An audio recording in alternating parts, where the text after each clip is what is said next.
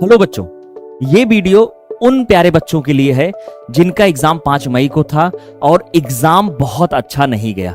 तो उनके लिए सीखने योग्य बातें यही हैं कि किन कारणों से उनका एग्जाम अच्छा नहीं गया।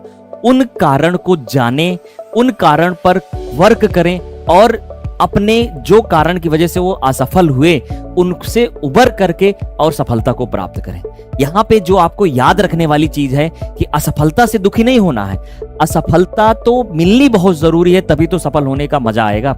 और असफलता अगर मिल गई तो आपके पास अब केवल एक ही ऑप्शन बचता है, केवल सफल होने का। क्योंकि हम सबके पास अगर हम कुछ नहीं कर रहे हैं तो 2 ऑप्शन है। पहली चीज कि हम सफल हो या असफल हो, लेकिन अगर हम असफल हो गए हैं तो हमारे पास केवल अब एक ही ऑप्शन बचता है, वो है सफल होना।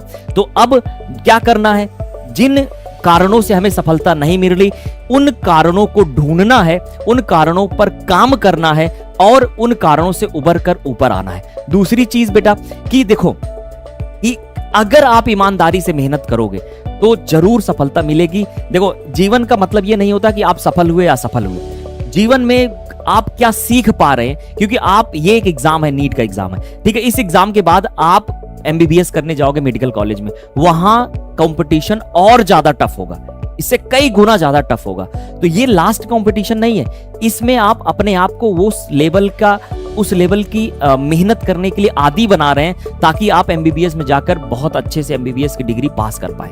तो ये एक प्रिमिटिव एग्जाम है बेटा, जो आपको उस एग्जाम के लिए प्रिपेयर करा रहा है, ठीक है। तो यहां आप बहुत ज्यादा दुखी मत होइए। पहली चीज, आप अपने आप को सेल्फ मोटिवेट रखिए।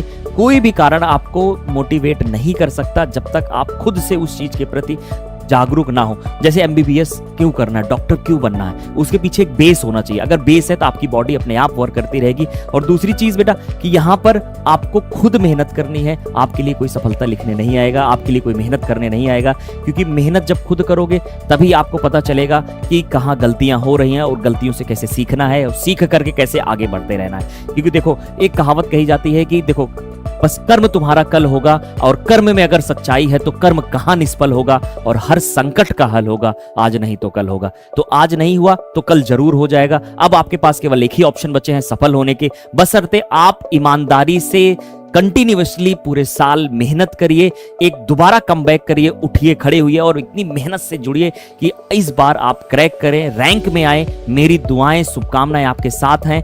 चलिए, खुश रहिए और दोबारा से एक बार खड़े हुए और मेहनत करिए, ताकि हम अगली साल आपके बारे में यहां पर खड़े होकर एक वीडियो में बोल सकें कि ये बच्चा ऐसा था और इन्होंने इतना बेहतरीन कमबैक किया, ताकि आप एक खुद प्रेरणा स्रोत बने किसी दूसरे बच्चों के लिए। जो खुद आज जैसे आप फेल हुए, ऐसे कल कोई और फेल होगा, तो आपकी कहानी एक प्रेरणादायक, एक प्रेरणा स्रोत की तरह काम करे।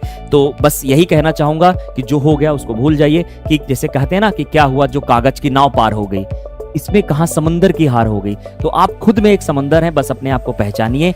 एक एग्जाम ही तो हुआ खराब, ठीक है, इससे कोई फर्क नहीं पड़ता। हम दोबारा से कमबैक करेंगे।